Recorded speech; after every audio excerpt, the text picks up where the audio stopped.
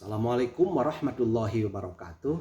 Sahabat-sahabat tercinta yang dirahmati Allah, jumpa lagi dengan Undang Munawar Official Channel YouTube yang menyajikan dakwah, motivasi, serta kajian-kajian keislaman. Mudah-mudahan bermanfaat. Kali ini materi yang keempat, kulluhum. Ingat, kulluhum, kuliah 10 menit. Insya Allah akan disajikan setiap hari 10 menit selama bulan Ramadan. Dan sekarang menjelang bulan Ramadan, kita sudah membahas 3 materi dan sekarang materi yang keempat. Materi yang keempat ini berkaitan dengan menambah keyakinan kita untuk berniat semangat mengisi bulan Ramadan dengan rupa-rupa ibadah, dengan takarrub kepada Allah, dengan menghindari segala bentuk perbuatan yang maksiat, perbuatan yang kurang baik, dan maksimal mengisi bulan Ramadan. Kenapa Allah memilih bulan Ramadan sebagai bulan yang istimewa?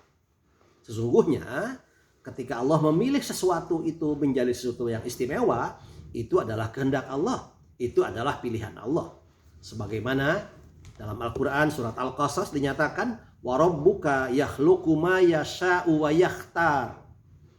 Ayat 88 yang artinya, warabbuka, dan Tuhanmu, yakhluqu ma yasha, menciptakan apa yang Dia kehendaki, wa yakhtar, dan memilih apa yang Dia kehendaki.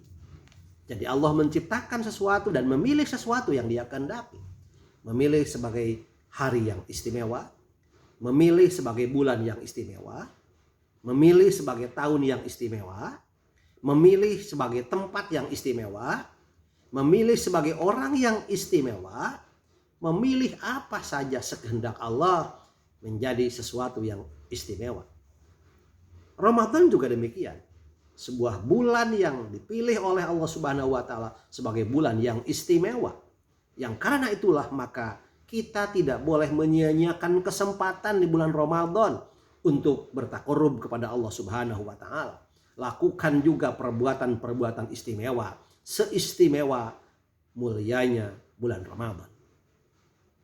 Nah, berikut ini saya sampaikan beberapa hal terkait kenapa Allah memilih bulan Ramadan sebagai bulan yang istimewa. Yang pertama, bulan Ramadan yang telah dipilih oleh Allah untuk masa terjadinya peperangan Badar Al-Kubra, yang dengan suksesnya pertempuran itu nampaklah ketinggian kalimah wahyu Allah dan keruntuhan kekuasaan musyrikin, dan mulailah nyata bersinar kemenangan umat Islam. Oleh karena itu Ibnu Ishaq berpendapat bahwa merayakan 17 Ramadan sekaligus berarti merayakan malam nuzulul Quran dan kemenangan perang Badar. Itu yang pertama. Yang kedua, kenapa Allah memilih Ramadan sebagai bulan istimewa? Karena bulan yang telah dipilih untuk masa nabinya mengalahkan kota Mekah. Bulan Ramadan, Rasulullah SAW mengalahkan kota Mekah dan mengambilnya dari kaum musyrikin. Yang dengan peristiwa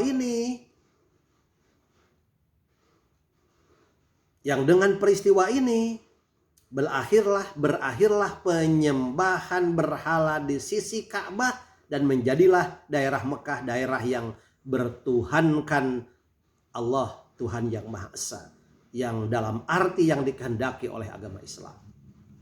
Itu yang kedua. Yang ketiga, kenapa Allah memilih bulan Ramadan sebagai bulan istimewa? Karena bulan yang telah dipilih untuk ibadat puasa sebagai tanda kesyukuran kepada Allah atas nikmatnya yang sangat besar, yaitu menurunkan Al-Quran yang membawa hidayah dan petunjuk kepada seluruh manusia. Yang kelima, kenapa Allah memilih bulan Ramadan sebagai bulan istimewa?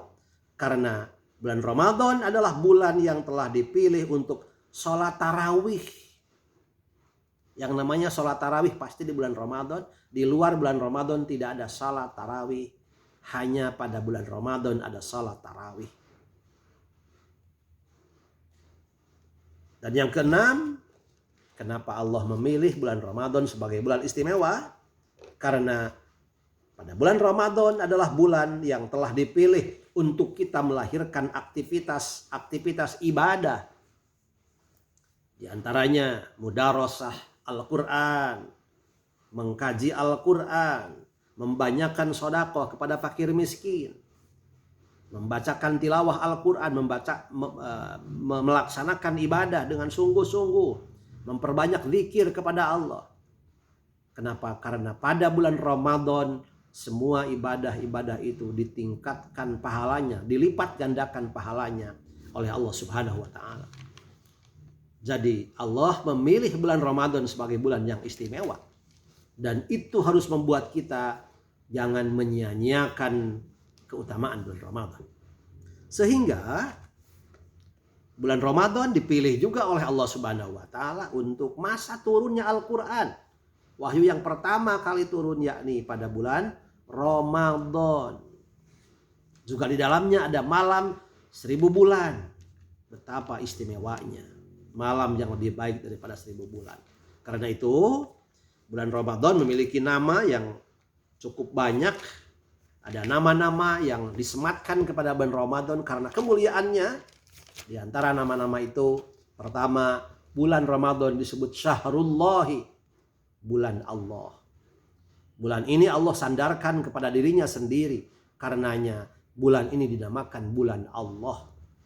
Yang kedua dinamakan Syahrul Alai, bulan yang penuh kenikmatan dan limpahan karunia.